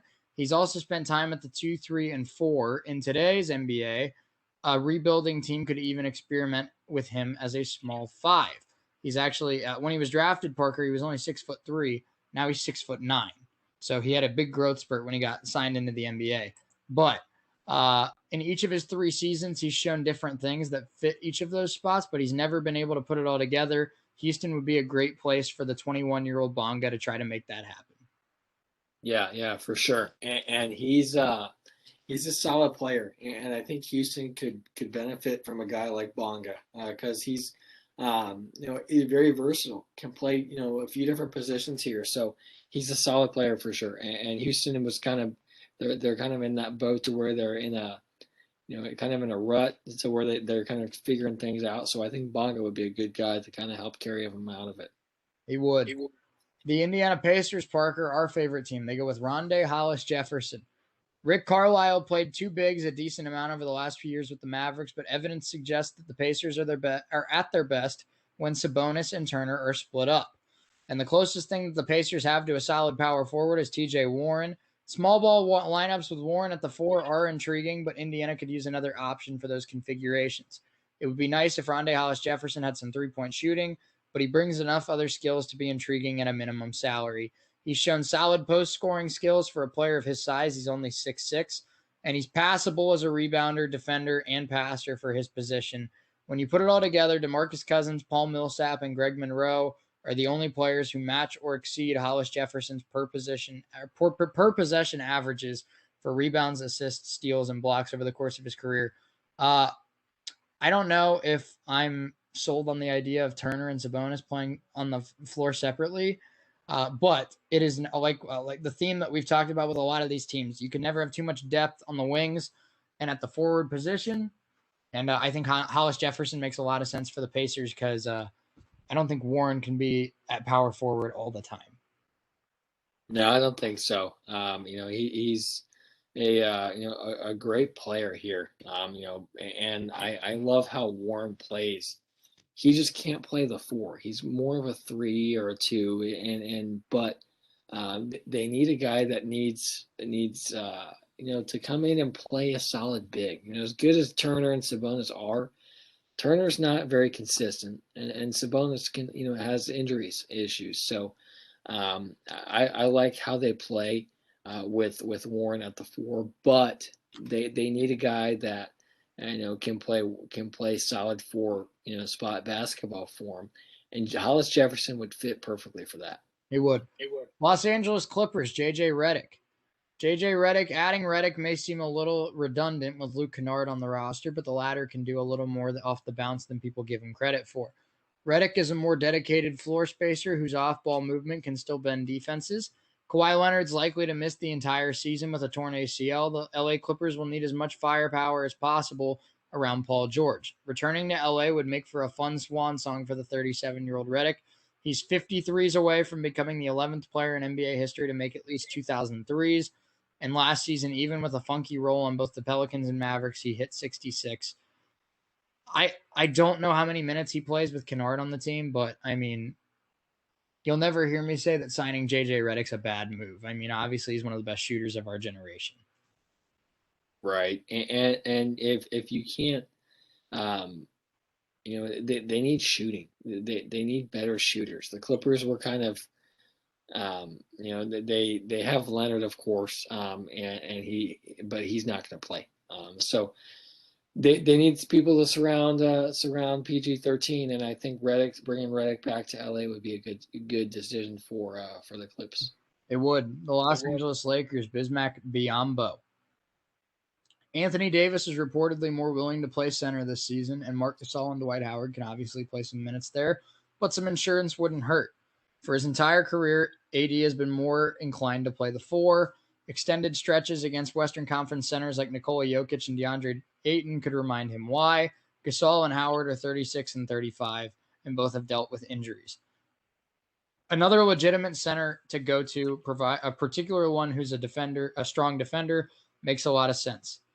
Bismack Biyombo has never even come close to an above-average offensive box plus-minus, but the Lakers wouldn't need him to do much on offense anyway. For 10 to 15 minutes every few games, Biyombo is worth a minimum contract. Yeah, and you got to give it to him. And he's a solid player for sure. With Davis, wants to play the 5. Biyombo can come in and play a solid 4 or even a backup to Davis. So I think, he won't play a whole lot, but when he does, he'll provide solid minutes. He will. The Memphis Grizzlies, Timothy Luwawu-Cabarrot. With Jaren Jackson Jr., Steven Adams, Brandon Clark, and Xavier Tillman, the Grizzlies have plenty of bigs. Add in Ja Morant, DeAnthony Melton, Eric Bledsoe, Tyus Jones, and Dylan Brooks. It's a pretty deep backcourt as well. What the team lacks is those in-between wings that can shape-shift to fit certain lineups and guard multiple positions. Brooks maybe qualifies as a 2-3. Kyle Anderson is a 3-4. Another wing could shore up this rotation. Luwawu-Cabarrot is 26 and is at a similar age and development as many of the Grizzlies' core players. He's shown 3-and-D potentially 6'7", shot 39% from 3, and his speed and knack for getting out in transition could make him a nice outlet weapon for the Grizzlies and Ja Morant. Yeah, good. And I love Cairo. He's a solid player, and I think the Grizzlies need help here. They're a very young group. Of course, they have some experienced players here with Bledsoe, with Steven Adams, but adding this guy can make them better than we think. He'll provide solid minutes, but I think he'd play a lot more than people think. I think you would too. The Miami Heat, Paul Millsap. The Miami Heat signed PJ Tucker to provide some defensive versatility and hit the occasional corner three, but there's a better version of that player still available. Over the last 2 seasons, Paul Millsap has been worlds better than Tucker. They're about the same age, and Millsap is a little taller. Plus, his threes sometimes come from above the break, which adds another element of spacing. Of course, one reason Millsap might be available is that he or his representatives thought he might be worth more than the 2-year deal that Tucker signed, but spending power around the league has plummeted over the last several days. If Miami can nab Millsap for the biannual exception of $3.7 million, it would instantly raise the ceiling for the Heat. Yeah, and the Heat are a solid team. They re-signed Butler, and bringing in Millsap could be a very underrated move for him. Millsap is going to get the I don't know if it's the minimum, but if they can get him for as least money as possible, he'd provide solid play for you. Yeah, he would. Yeah. It's exciting to see, and I mean, just thinking about that Miami Heat team, Parker, they'd have Jimmy Butler, they'd have Bam Adebayo, they'd have PJ Tucker, Victor Oladipo back, and then you throw in Paul Millsap as well. It's a really good team. It is. It'd be a lot of fun. It would. Stanley Johnson for the Milwaukee Bucks. The reigning champion Bucks don't have a ton of glaring holes on their roster. They won the title without a key member of their starting lineup in Dante DiVincenzo. Getting him back obviously helps. So they can afford to take a chance on somebody who had lottery pedigree who hasn't really figured things out in the NBA. Stanley Johnson, the number 8 overall pick in 2015, fits that description. He's still just 25 years old and has the kind of athleticism and frame, 6'6", 240 pounds, to slot in as a switchable forward. He's shown flashes of playmaking ability as well. After 6 years of well below average three-point shooting, it may be a lot to ask for improvement there, but that's the key for Johnson, and we've seen late career surges before. Yeah, and that's what we need to see from Johnson. But the Bucks are in a good spot. I mean, obviously they just won the championship, but they can always get better. So they have DiVincenzo, and they'll have him back, of course. But adding Johnson could give them another element that maybe we haven't seen before from Milwaukee. Mm-hmm. Yeah, no doubt about it. I'm excited to see what the Bucks are able. I mean, like this said, getting DiVincenzo back is just going to be so big for the Bucks, and I'm excited to see what they do moving forward. But let's move on to the Timberwolves. Jared Vanderbilt is the pick here for this one.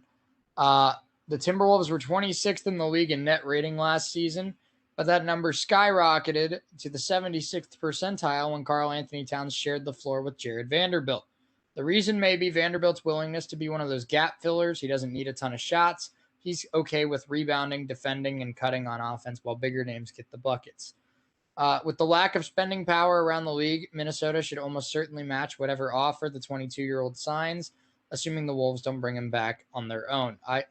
I like this one. I think he's a great fit alongside Towns, where Towns does the offensive, the scoring and is the primary offensive player down low. But this is a guy that's a great rebounder, really good defender, and still very young and athletic at 22 years old. I think Vanderbilt and Towns in the front court for Minnesota makes a lot of sense.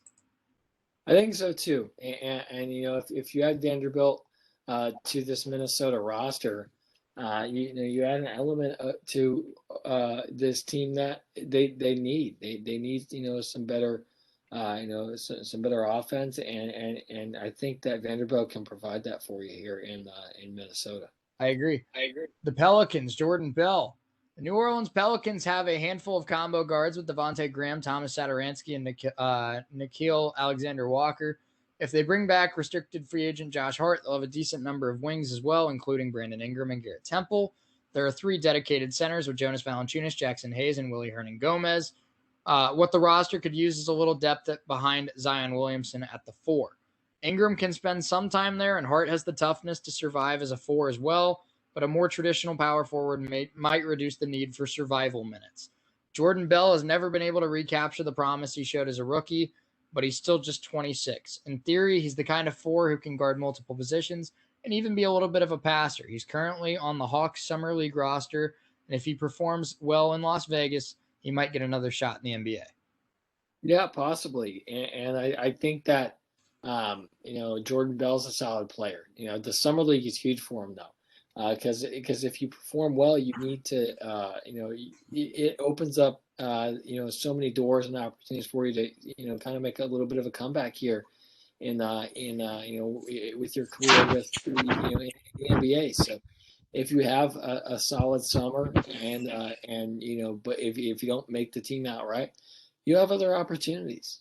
Right, you do. And that makes a lot of sense. And I think Jordan Bell's still a great shot blocker. He's a good defender, strong rebounder, very athletic. So I think that makes a lot of sense as a guy that can give some insurance behind Zion Williamson. But let's move on. We have 10 more teams to cover today. Let's talk about the New York Knicks. Justin Jackson. Fresh off of a pleasantly surprising season, the Knicks re-signed Julius Randle, Alec Burks, and Derrick Rose, and then they reinforced their backcourt with Kemba Walker and Evan Fournier. They didn't vault themselves into title contention, but the Knicks should be solid again. And with Tom Thibodeau at the helm, they should remain a team that doesn't lack for effort. With the rotation pretty much set, it may make sense to take a flyer on a theoretical shooter. Justin Jackson's only hit 32% of his three-point shots in the NBA, but he was drafted in large part due to the outside shooting he flashed in North Carolina. If the Knicks and Jackson devoted some time and energy to his consistency, he still has a chance to be an NBA player. Yeah, and he's a great player. This guy is, of course, he just won the championship, but this is could provide solid minutes for you, but needs to kind of shape up or work on his shooting ability from the perimeter. But if he can kind of work on that and be more of a consistent shooter on the perimeter, he can be a solid player anywhere. He can, no doubt about it.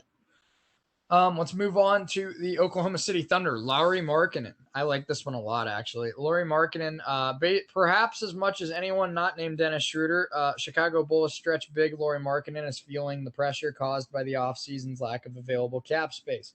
At this point, barring a sign and trade somewhere else, the Oklahoma City Thunder might be the only team that can offer Markkanen anywhere near what he thought he was worth a few months ago. Oklahoma City has a $9.5 million non-tax player mid-level exception.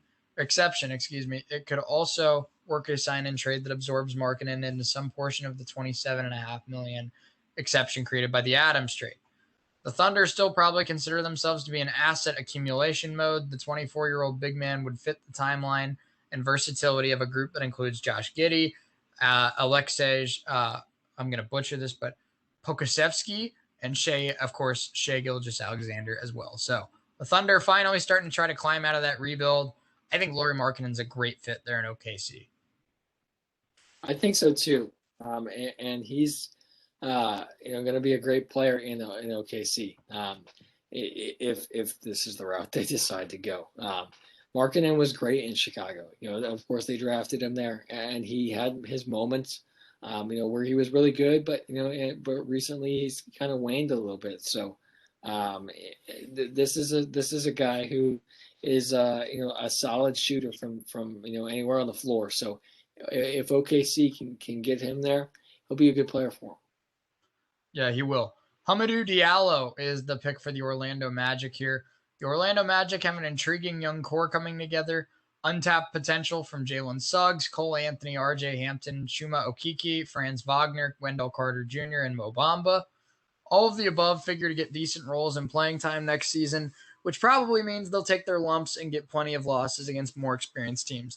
Since it's another developmental year, there's really no harm in adding another youngster. Hamidou Diallo is 23 and looked like he turned a corner in 2020-2021. He averaged double figures for the first time in his career and crept closer to league average three-point shooting. If he keeps trending in the right direction, his athleticism could make him a legitimate weapon on both sides of the ball. Now, remember, Parker, this is a guy that did win the dunk contest. So if he can shoot He's already a strong defender and a freak athlete. I mean, this could be a guy that could be, a hidden gem if Orlando goes that route because he is still very young. He is, and he still has more development to do. Like this says, he can provide you some versatility. He can play the 2, he can play the 3, he can play 4. So he's a lot of fun to watch. He's he is working on this perimeter shooting, and he can play very well. Can play very strong defense for you. So this would be a good move here for the Magic. It would. We're gonna skip over the Sixers because their pick is Dennis Schroeder. Obviously, Dennis Schroeder signed with the Boston Celtics today, so that kind of is irrelevant. He will not be signing with the Sixers. But let's skip on and go to the Phoenix Suns. Rodions Kurucs is the pick here, with Dario Saric likely missing most of the year, if not all, with a torn ACL. The Suns need another multi-positional big who can stretch the floor. Kurucs is far less likely to be able to hold up as a small ball center, but he still checks some of the boxes that Saric did, and with JaVale McGee on the team, they may be less inclined to play those small reserve units. He shot 37% from 3 and averaged 3 assists per 75 possessions. His playing time and production plummeted last season, but he might be worth a minimum in hopes that he rediscovers his previous form. Yeah, and this is a guy who I think is a solid player, and this is what the Suns need. I think they needed some, a guy who can, a solid shooter, and he is a big who can, a stretch big, kind of like a Sabonis or a Miles Turner. So this is, I use Pacers players because that's my team, but think of any stretch big, and that's what Kurucs is. So I think this would be a good move for the Suns. I agree. I think so too. Let's move on to the Portland Trailblazers. Mike James. For a team that was seemingly on the verge of a trade demanded by Damian Lillard, the Trailblazers showed almost no urgency in free agency. With the exception of replacing Enes Kanter with Cody Zeller, the Blazers appear to be pretty much running it back, which means a need that they've had over the last couple of seasons remains. CJ McCollum and Anthony Simons play the bulk of the backup point guard minutes, and that makes for a better situation than those of some teams, but a little depth at the 1 wouldn't hurt. Fresh off a strong couple of years with CSKA Moscow and the Brooklyn Nets, Mike James could be that guy. Over his last 2 seasons overseas, James averaged 19 points, 5 assists, and 2.5 threes, while shooting 39% from downtown. He could be a nice complementary piece to Dame time. Yeah, and I think that'll be a good spot for Mike James. He's been a bit of a journeyman. Been around the league, throughout his entire career. So I think this guy he's a solid player. He can provide you solid minutes anywhere he goes. So Portland would be a good spot. 5 more teams to get through, Parker. Let's do the Sacramento Kings. Josh Hart. Josh Hart's a restricted free agent. So few teams have significant spending power. The likeliest outcome for his free agency seems to be a small offer sheet matched by the Pelicans. The Kings are an interesting sign and trade possibility, though. Buddy Hield has been a rumored trade candidate for months, and they were apparently close to sending him to the Lakers before Russell Westbrook was traded there. A sign and trade involving Hart might make sense for both sides. The Pelicans should be desperate to surround Zion with as much shooting as possible, and Hield is one of the most prolific floor spacers of all time. For Sacramento, supplementing the 3-guard rotation of Fox, Halliburton, and Davion Mitchell with the toughness and defensive ability of Hart makes a lot of sense. Yeah, it does, and I think that this would give the Kings a player that they need to kind of give them some solid some veteran leadership here. As I know Buddy Hield has been talking trades, and they were they were close on Westbrook, but didn't come out with anything there. So I think they need that veteran piece in the locker room, and I think Josh Hart would be that good fit for it. I agree. For the San Antonio Spurs, Terrence Ferguson. The Spurs' young backcourt may be a bit older than you think. DeJounte Murray is 24. Derek White is 27. but they could turn back the clock a tad with the addition of 23-year-old Terrence Ferguson. The 4-year vet has never been close to an above-average player and failed to crack the Sixers rotation in 2020-2021, but 7 points and a 37% three-point percentage as a full-time starter in 2018 were good reminders of why he was a major recruit 5 years ago. For the first time in decades, the Spurs are firmly in the middle of a rebuild, and adding another player, young player, to the likes of Murray, Lonnie Walker, and Keldon Johnson makes a lot of sense. It does, and I think this is would be a good move here for the San Antonio Spurs. Ferguson is a solid player, but they don't really have that set in stone star there. So unless you count Murray or White as a star, but they need those kind of players. They don't have a set in stone. Every team has a player that they can go to for a bucket. And the Spurs don't seem to have that here. So Ferguson could come in and kind of help with that. Yeah, he could. Toronto Raptors, Frank Ntilikina. Following the departure of Kyle Lowry, the Raptors are another team leaning into a youth movement for the first time in years. At 27 years old each, Fred VanVleet and Pascal Siakam are both in their primes. Adding a younger guard with plenty of room to grow makes sense, and Frank Ntilikina is closer in age to OJ Anunoby, Gary Trent Jr., and Scotty Barnes. To this point in his NBA career, Ntilikina has not been a good offensive player, but he's a legitimate plus on the defensive side of the floor. If he can improve as an outside shooter with Toronto's developmental staff, he can be a solid rotation player in Toronto. Yeah, and this is a guy who is a bit of a journeyman. He was drafted by the New York Knicks, but he's a solid point, and he's a great player. I really like what Ntilikina does, and he provides you some solid minutes. So I think if the Raptors can come away with him, it'll be a good guy for him to have on their court. I agree. The Utah Jazz, Garrison Matthews. Few front offices have emphasized shooting as much as that of the Utah Jazz, and the philosophy paid off last season. The West's #1 seed led the league in threes and was 4th in three-point percentage. The team's rotation is also pretty much set, so any additions at this point would be players battling for a spot at the end of the bench. One shooter who recently became available and might make sense is a Garrison Matthews. The 6'5" former Wizard was 39% from three in his short career, and he has the kind of elevation on his jumper that allows him to shoot over closeout defenders. Yeah, and this is a guy who is another one of these great shooters from the perimeter. So he kind of needs to come along a little bit on other aspects of the game, but I think he'd be a great player here for the Jazz. Our final player we're going to talk about today, the Washington Wizards, James Ennis. The Washington Wizards moved Westbrook to the Lakers and got a whole lot of depth in return. Now they have 2 or 3 rotation players at every position. Several of their 3-4 types, including Rui Hachimura, Kyle Kuzma, Denny Avdija, and Davis Bertans, seem more like natural 4s. A wing who's more of like a 2 or a 3 like James Ennis would be a good option to solidify the bench. The 31-year-old Ennis averaged a career-high 8 points last season while also shooting 43% from downtown. Having him on the roster would make it easier to field lineups with 4 shooters around Bradley Beal. Yeah, and that's what is huge here for the Wizards. They kind of dismantled their roster a little bit this offseason, but they keep Beal around and they need to add guys around them. So I think Ennis would be a good guy to give Beal some help.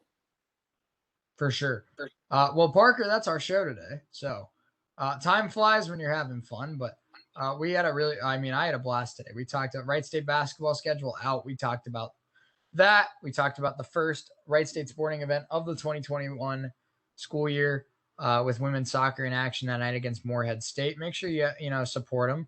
Head out to Rensselaer Sports Complex. Check out that game. Should be a good one, and hopefully the Lady Raiders come away with a win tonight. Volleyball, men's soccer right around the corner as well.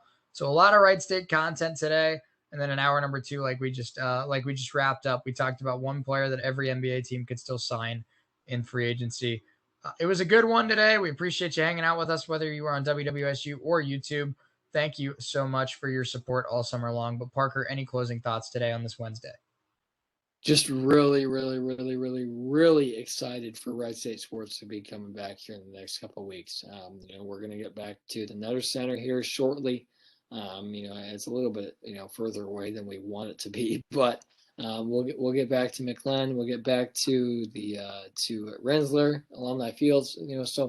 So excited to have Wright State sports back, and we're really looking forward to a really strong year on for here on WWSU for not only our broadcast team, but through the entire station. We got so many exciting events coming up with Fall Fest among others. So come see us at Fall Fest. Come see us at the station. We're excited for a solid year.